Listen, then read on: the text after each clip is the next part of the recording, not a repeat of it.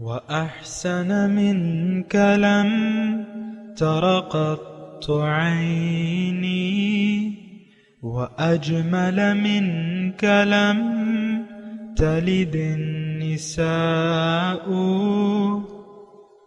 خلقت مبرأ من كل عيب خلقت مبرأ من كل عيب كأنك قد خلقت كما تشاء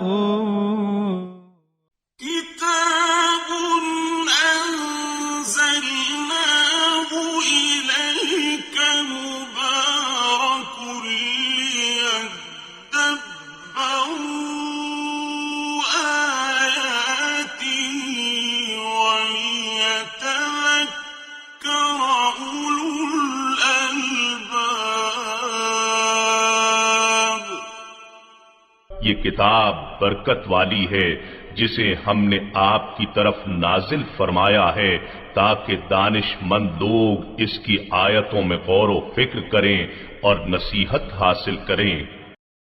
اللہم صلی علی سیدنا محمد وعلی آل سیدنا محمد بعدد کل ذرۃ مئۃ الف الف مرۃ۔ سامعین و ناظرین کرام، السلام علیکم ورحمۃ اللہ وبرکاتہ۔ سامعین کرام، سورہ واقعہ آیت 83 سے 96۔ آج کا موضوع، کیا ہم جنت میں ضرور جائیں گے؟ اس کے ساتھ آج کے سبق کا آغاز کرتے ہیں۔ سب سے پہلے گزشتہ سبق کا اعادہ ہوگا۔ فلا اقسم بمواقع النجوم، پس میں ان جگہوں کی قسم کھاتا ہوں جہاں جہاں قرآن کے مختلف حصے رسول عربی صلی اللہ علیہ وآلہ وسلم پر اترتے ہیں۔ وَإِنَّهُ لَقَسَمٌ لَوْ تَعْلَمُونَ عَظِيمٌ، اور اگر تم سمجھو تو بے شک یہ بہت بڑی قسم ہے۔ إِنَّهُ لَقُرْآنٌ کریم، بے شک یہ بڑی عظمت والا قرآن ہے جو بڑی عظمت والے رسول صلی اللہ علیہ وآلہ وسلم پر اتر رہا ہے۔ فی کتاب مکنون، اس سے پہلے یہ لوح محفوظ میں لکھا ہوا ہے۔ لا یمسہ الا المطہرون، اس کو پاک طہارت والے لوگوں کے سوا کوئی نہیں چھوئے گا۔ تنزیل من رب العالمین، تمام جہانوں کے رب کی طرف سے اتارا گیا ہے۔ افبہذا الحدیث انتم مدہنون، سو کیا تم اسی کلام کی تحقیر کرتے ہو؟ وتجعلون رزقکم انکم تکذبون، اور تم نے اپنا رزق اور نصیب اسی بات کو بنا رکھا ہے کہ تم اسے جھٹلاتے رہو۔ سامعین کرام، سورہ واقعہ آیت نمبر 83۔ فلولا اذ بلغت الحلقوم، پس جب روح گلے تک آ پہنچتی ہے، وَأَنْتُمْ حِينَئِذٍ تَنْظُرُونَ، اور تم اس وقت کی حالت دیکھا کرتے ہو، وَنَحْنُ أَقْرَبُ إِلَيْهِ مِنْكُمْ وَلَكِنْ لَا تُبْصِرُونَ، اور ہم اس مرنے والے سے تم سے بھی زیادہ نزدیک ہوتے ہیں لیکن تم کو نظر نہیں آتے۔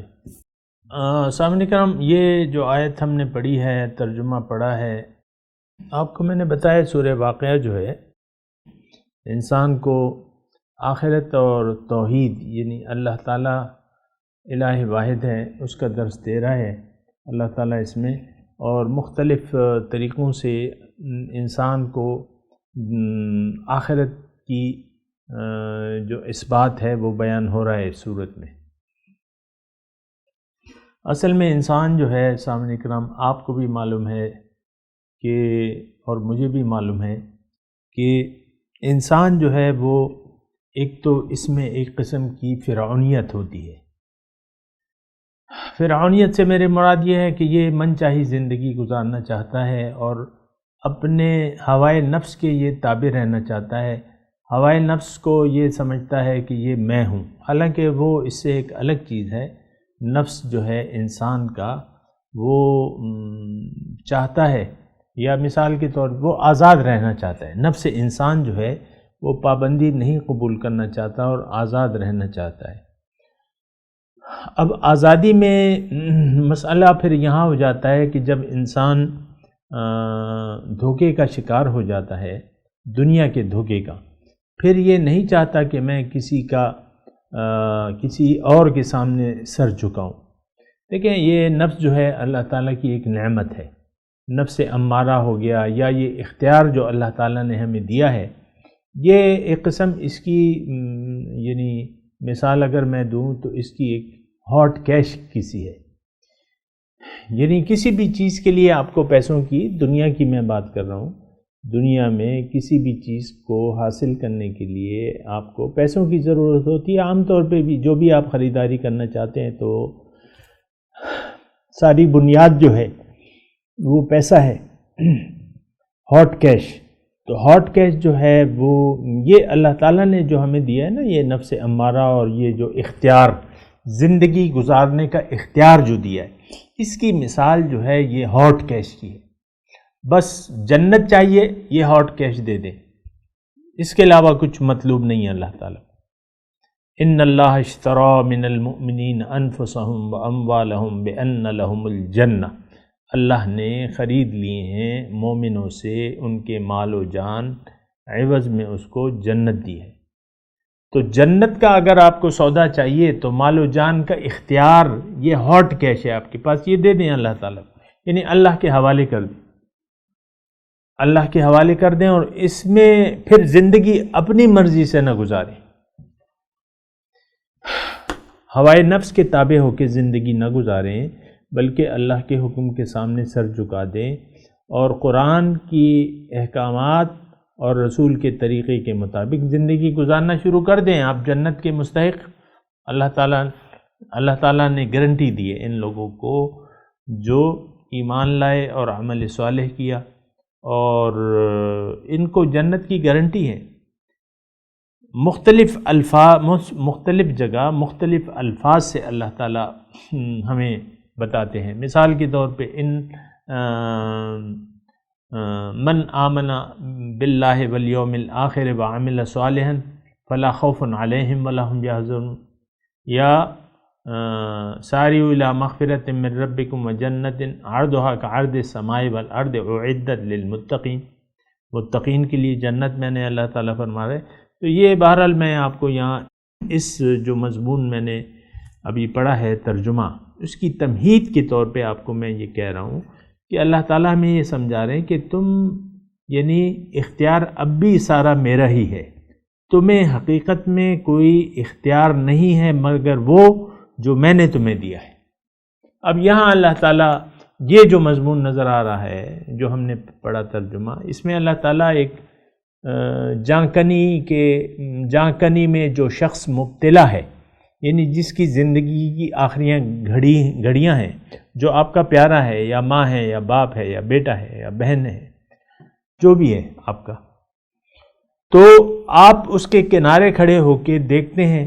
جو نزع کا وقت عام طور پہ جب بھی انسان بیمار ہوتا ہے تو وقت نزع کی علامات شروع ہو جاتی ہیں، انسان باتیں بند کر دیتا ہے، کھانا پینا بند کر دیتا ہے، یہ نا، تو پھر ملاقاتیں شروع ہو جاتی ہیں، خبر پہنچتی ہے، خاص طور پہ گاؤں میں، ہم ادھر ادھر گاؤں جاتے ہیں نا، تو وہ جب ایسے مریض جو خاموش ہو جاتا ہے یا باتیں بند ابھی زندہ ہوتا ہے تو اس کی ملاقاتیں شروع ہو جاتی ہیں۔ بس تو یہ جو مضمون ہم پڑھ رہے ہیں، اس میں اللہ تعالیٰ انسان کو اس کی طاقت بتا رہا ہے کہ تم تو اگر کسی کے تابع نہیں ہو اور تم کوئی چیز ہو، فلولا ان کنتم غیر مدینین میں یہ الفاظ ہے، اگر تم کسی کے بس میں نہیں ہو، کسی کی تابع نہیں ہو، کوئی قوت ایسی تم سمجھتے ہو کوئی قوت نہیں ہے، اللہ تعالیٰ اپنی متعلق کہہ رہا ہے کہ اگر میں تمہارے خیال میں میرے پاس کوئی قوت نہیں ہے تو ترجعونہا، اس جو جانے والا ہے اس کی روح کو واپس لوٹا دو اگر تم سچے ہو۔ یہ نہیں انسان نہیں کر سکتا۔ دیکھیں سوچیں، آپ یقیناً اگر آپ کی عمر زیادہ ہے تو یقیناً آپ کو کسی گھر میں کسی کی موت کا سامنا آپ کو کرنا پڑے گا، تو یعنی آپ کے سامنے آپ کے یا والد فوت ہو رہے ہوں گے، یا ماں فوت ہو رہی ہوگی، یا بیوی فوت ہو رہی ہوگی، یا بچہ کوئی فوت ہو رہا ہوگا، ہو سکتا ہے۔ موت تو ایک اٹل حقیقت ہے۔ تو اب وہ حالات جب کہ آپ اپنے جانے والے عزیز کے سرہانے کھڑے ہیں، اللہ تعالیٰ یہ پوچھتا ہے کہ تم تو اپنے آپ کو کسی کے بس میں نہیں سمجھتے، تم تو کہتے ہو کہ بھئی میں ہوں، انا ولا غیری۔ اور یہ بات جو ہے سامعین کرام، میں نہایت آہستگی سے یہ کہنا چاہتا ہوں کہ عام زندگی میں تو ہم ایسے ہی ہیں۔ اب مثال کے طور پہ جو میں آپ کو مثال دیتا ہوں، بیوی صاحبہ ہے تو وہ اپنی چلاتی ہیں، شوہر کی نہیں سنتی، یا شوہر جو ہے اپنی چلانا چاہتا ہے، بیوی کی سنتا ہی نہیں۔ مثال کے طور پر عرض کروں، یعنی اللہ کے احکامات کے تحت ہم زندگی نہیں گزارتے، نہ اللہ کو منزل بناتے ہیں۔ اپنی مرضی سے دنیا کو ہم نے منزل بنا لیا ہے، کامیابی یا ناکامی کا معیار جو ہے ہمارا ظاہر ہے، تو یعنی ظاہری دنیا ہے، اور ہم فرعونوں کی طرح وقت گزارتے ہیں اس دنیا میں۔ سچی بات اگر میں یہ کہوں، وہ میں نے آپ کو شعر بھی سناتا ہوں نا کہ نفس ما کمتر نیست از فرعون را ولیکن او رعون بوتو ما رعون نیست۔ میرا نفس بھی فرعون سے کم نہیں ہے، اس کے پاس اسباب تھے، اختیارات تھے، میرے پاس اختیار نہیں ہے۔ لیکن اپنے حدود کے تحت آپ خود تھوڑا سا اپنا اپنا احتساب کریں۔ جہاں تک میں نے دیکھا ہے رویہ یہ ہے کہ وہ ہر شخص اپنی اپنی جگہ پہ جو ہے خدا بننے کی کوشش کرتا ہے، فرعون بننے کی کوشش کرتا ہے۔ مثال کے طور پہ ایک دکان میں ایک کاریگر ہے، وہ وہاں تو اس کا باس ہے، اگر وہ اس کا حکم نہیں مانے گا یا اس کی خواہش کے مطابق کام نہیں کرے گا تو باس اسے نوکری سے نکال دے گا۔ لیکن گھر میں آ کے وہ شیر بن جاتا ہے بیوی بچوں کے سامنے، کیونکہ یہاں وہ کہتا ہے یہاں تو میں ہوں، یہاں تو میں اپنی چلاؤں گا۔ اور پھر آپ دیکھیں ایسے ہیں، بہت سے مرد ایسے ہیں۔ یا مثال کے طور پہ آپ آفس میں ہیں، ایک کام کر رہے ہیں، آفس میں کام کر رہے ہیں، تم باس کی بات تو مانیں گے۔ اگر آپ مالک بن جاتے ہیں، اللہ تعالیٰ آپ کو طاقت دے دیتا ہے، تو آپ دیکھیں کس طریقے سے اپنے جو ملازم ہیں ان کو ڈانٹتے ہیں۔ بعض اوقات ایسا ہوتا ہے کہ ایک انسان جو ہے بس وہ کہتا ہے کہ میں ہوں، میں مالک ہوں، اور پھر ہر ایک کو ڈانٹنا، ڈپٹنا، تحقیر، ملازموں کی تحقیر کرنا، یہ وہ، تو وہ پھر آپ کسی کا لحاظ نہیں رکھتے۔ تو اپنی اپنی جگہ جو ہے وہ اپنی اپنی فرعونیت ہم دکھاتے ہیں۔ یہ بات نوٹ کر لیں سامنے پر۔ اللہ کو عاجزی پسند ہے، لیکن ہم جو ہے چونکہ اس چیز کے قائل نہیں ہیں اور اللہ کی ہمیں طلب نہیں ہے، تو اللہ تعالیٰ کے جو مطالبات ہیں زندگی گزارنے کے متعلق اس کو ہم ماننے کے لیے تیار نہیں ہیں، تو لہٰذا وہ فرعونیت ہے، کسی نہ کسی درجے میں ہم میں فرعونیت پائی جاتی ہے۔ یہ بات نوٹ کر لیں سامنے۔ اسی لیے تو اللہ تعالیٰ نے، اور میں آپ کو نفس امارہ کی بات کر رہا تھا کہ ہمارا جو طریقہ کار ہے وہ یہی ہے کہ ہم اپنی اپنی حیثیت میں کہیں نہ کہیں اپنے آپ کو کسی کے بس میں نہیں سمجھتے، اور خود اپنے آپ کو مالک و مختار سمجھتے ہیں، اور پھر اپنی چلانے کی کوشش کرتے ہیں۔ یہ رویہ جو ہے ہماری روحانی ترقی میں ایک بہت بڑی رکاوٹ ہے۔ اصل میں یہ جو میں گفتگو شروع کر رہا تھا اس کے ابتدا میں نے آپ کو یہ کہا کہ اگر یہ ہمارے پاس جو اختیار ہے اللہ تعالیٰ نے جو ہمیں دیا ہے، اس کی حیثیت جو ہے ایک ہاٹ کیش کسی ہے، بس نقد و نقد سودا ہے۔ آپ اپنے مال و جان کا اختیار اللہ کے حوالے کر دیں اور کہہ دیں کہ ان صلاتی و نسکی و محیایا و مماتی للہ رب العالمین، میرا بھائی سب کچھ میں نے تو بیچ دیا ہے، اب میرا سب کچھ جو ہے جینا مرنا، یہ جو زندگی ہے سارا، یہ سب اللہ کے لیے ہے، اب اللہ کے لیے اور اللہ کی مرضی سے میں زندگی گزاروں گا، تب بات بھی بن جائے گی۔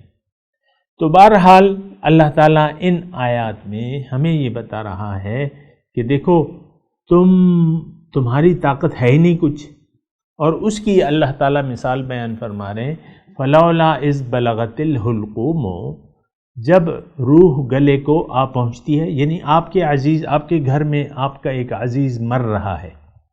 اب ظاہر ہے کہ ایک دم اچانک تو موت آتی نہیں ہے، وہ تو ہارٹ اٹیک والے ہوتے ہیں عام طور پہ، تو جو مریض ہوتا ہے یا بوڑھا ہوتا ہے کسی بھی وجہ بن جاتی ہے اور اس کی جان کنی کا وقت آتا ہے، وَأَنْتُمْ حِينَئِذٍ تَنْظُرُونَ، اور اس وقت تم اس کو دیکھتے رہتے اس کے سرانے، اور ظاہر ہے کہ وہ وقت ایسا ہوتا ہے کہ سب لوگ جمع ہو جاتے ہیں، نزع کے وقت، جان کنی کے وقت، عزیز و اقارب گھر میں جو بھی ہوتے ہیں، بچے بڑے سب آ جاتے ہیں۔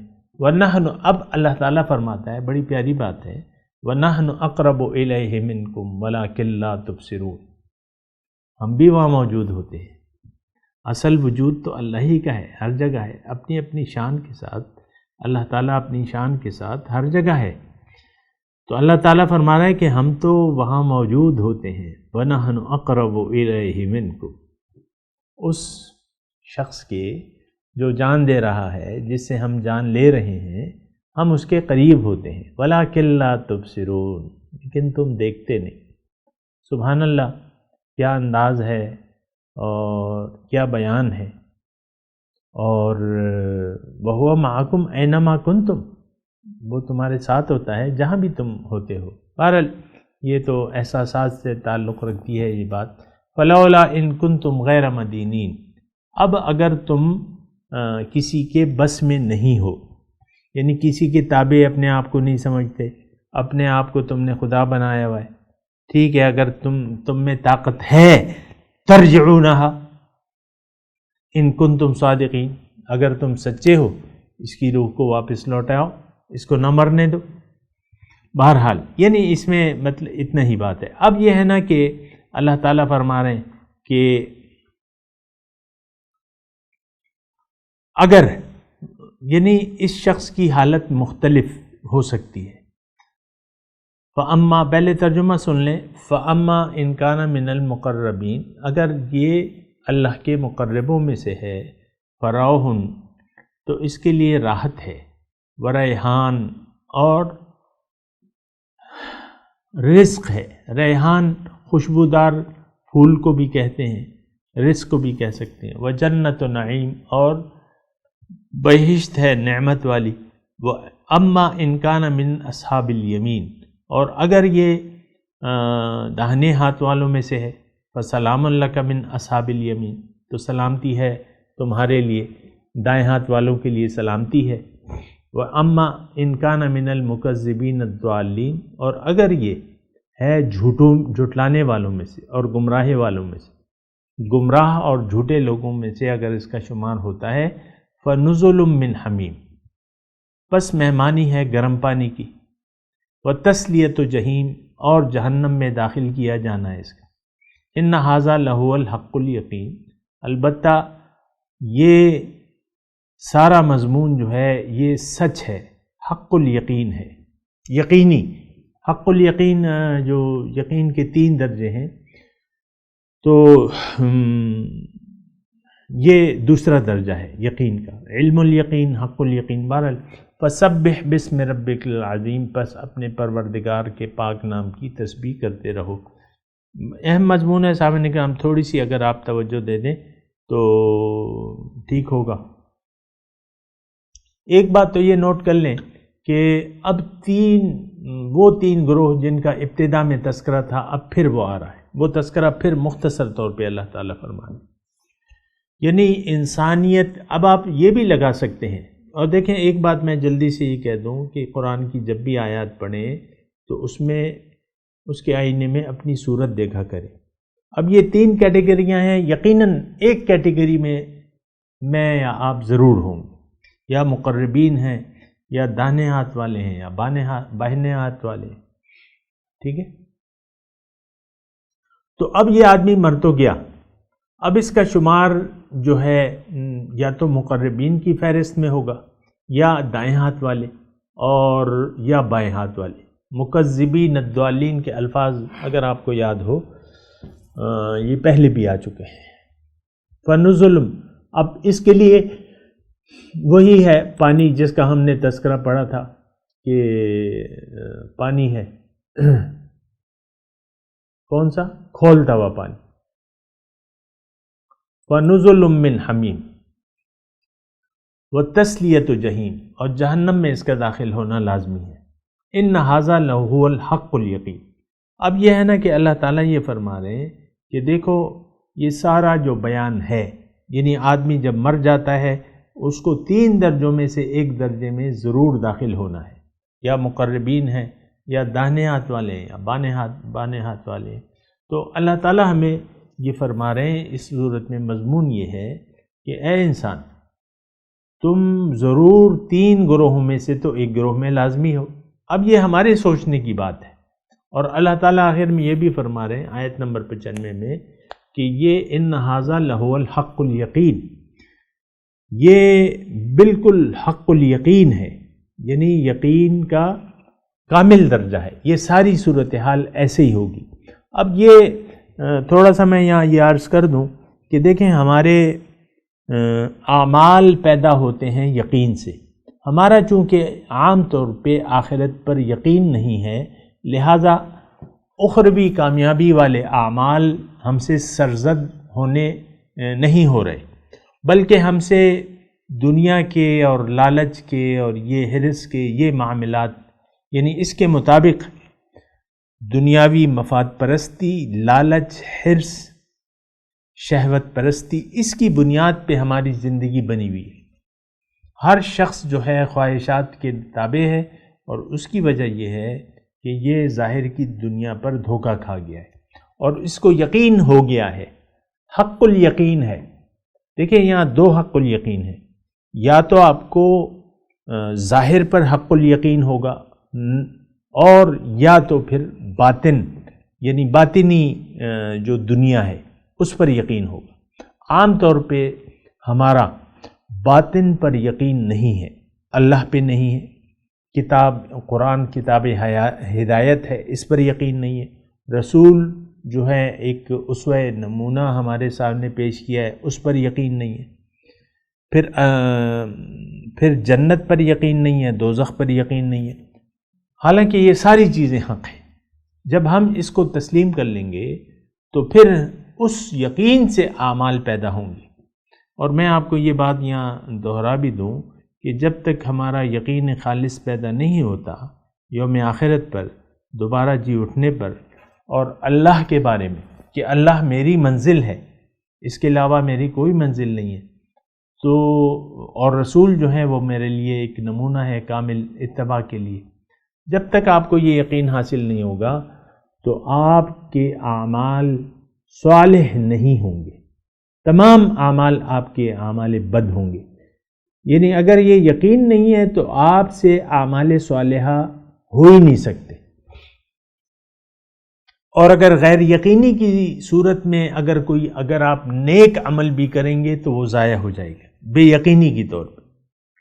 اللہ تو فرماتا ہے کہ تم یقین کر لو، مجھ پر یقین کر لو، آمنت باللہ وملائکتہ وکتبہ ورسلہ والیوم الآخر والبعث بعد الموت، کہ میں یقین کرتا ہوں اللہ پہ کہ وہی میری منزل ہے،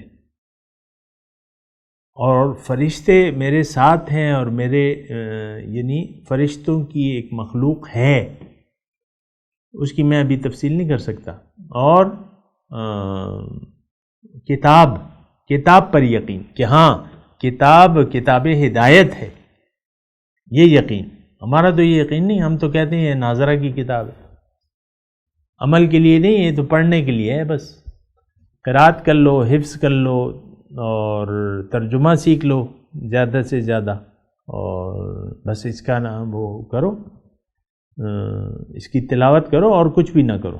تو یہ ہمارا یقین نہیں ہے کہ یہ کتاب ہدایت ہے، تو بہرحال وہ سارے یقین ہمیں حاصل نہیں ہیں جو کہ ہونے چاہیے، لیکن اللہ تعالیٰ ہمیں یہاں ارشاد فرما رہے ہیں کہ ان ھذا لہو الحق الیقین، یہ حق الیقین ہے یہ ساری باتیں، کہ یا تو تم مقربین میں سے ہو، یا دائنے ہاتھ والوں میں سے ہو، یا بائنے ہاتھ والوں میں سے ہو۔ تو اب اس کا نتیجہ کیا ہے سارے مضمون کا خلاصہ؟ فسبح بسم ربک العظیم، اپنے رب کے نام کی تسبیح بیان کرو۔ فسبح بسم ربک، اس کی میں نے اللہ تعالیٰ کی توفیق سے آپ کو تشریح کر بھی تھی، یعنی یہ آیت پہلے بھی گزر چکی ہے۔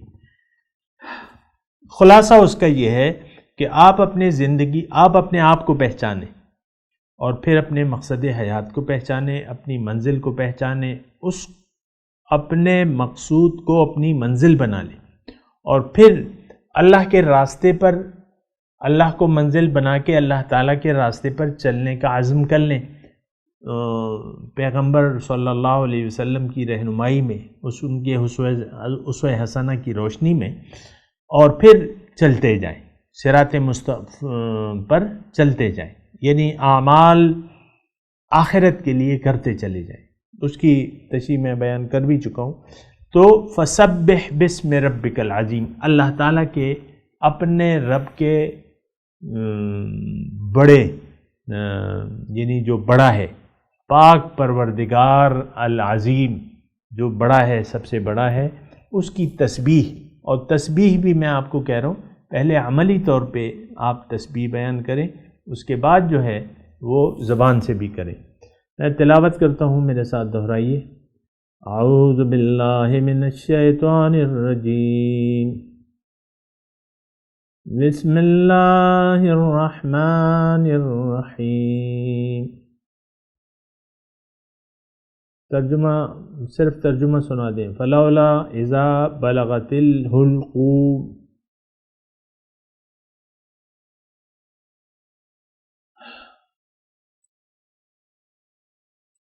جب جان گلے کو آ جائے،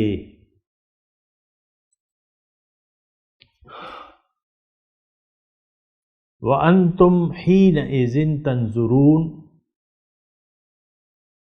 اور تم اس وقت دیکھا کرتے ہو، یعنی مردے کو جو مر رہا ہے، وَنَحْنُ أَقْرَبُ إِلَيْهِ مِنْكُمْ،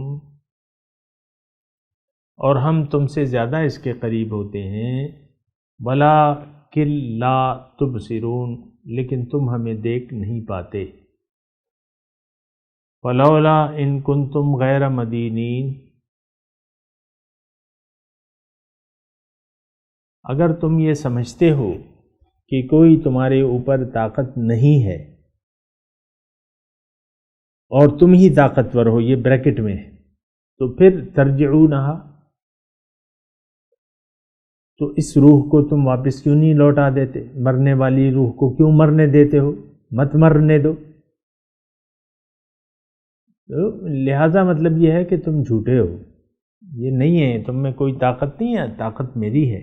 فَأَمَّا إِن كَانَ مِنَ الْمُقَرَّبِينَ، اب یہ مرنے والے کی تین صورتیں ہیں۔ اگر یہ مقرب ہے، فَرَوْحٌ وَرَيْحَانٌ،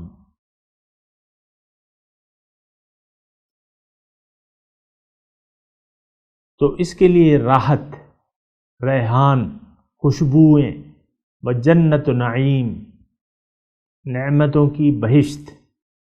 وَأَمَّا إِن كَانَ مِنْ أَصْحَابِ الْيَمِينِ، اگر وہ دانے ہاتھ والوں میں سے ہے، فَسَلَامٌ لَكَ مِنْ أَصْحَابِ الْيَمِينِ، تو تجھ پہ سلام ہے داہنے ہاتھ والے۔ وَأَمَّا إِن كَانَ مِنَ الْمُكَذِّبِينَ الضَّالِّينَ، اور اگر وہ جھٹلانے والوں اور گمراہوں میں سے ہے، جیسا کہ ہم، وَتَصْلِيَةُ جَحِيمٍ، تو اس نے دوزخ میں داخل ہونا ہے۔ इन हाज़ा लहुल हक़्क़ुल यकीन, और ये बात जो है ये बिल्कुल हकीकत है, यकीनी बात है, यानी ऐसा ही होगा। फसब्बिह बिस्मि रब्बिकल अज़ीम, बस अपने रब के नाम की, अज़मत वाले रब के नाम की तस्बीह बयान करो। अच्छा, अब इन आयत की तिलावत और तर्जुमा। फलौला इज़ा बलगतिल हुल्क़ूम, So when it has reached the throat, वअन्तुम हीनइज़िन तंज़ुरून, as you are looking on, वनहनु अक़रबु इलैहि मिनकुम वलाकिन La तुबसिरून, we are nearer to it than you are, but you do not see. फलौला इन कुन्तुम गैर मदीनीन, If you are not held to account, तर्जिऊनहा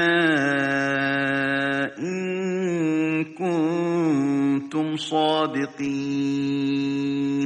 then bring it back if you are truthful. فأما إن كان من المقربين, But if he is one of those brought near, فروح وريحان وجنة Naeem, then happiness and flowers and garden of delights. وأما إن كان من أصحاب اليمين, And if he is one of those on the right, فسلام لك من أصحاب اليمين, then peace upon you from those on the right. وأما إن كان من المكذبين الضالين,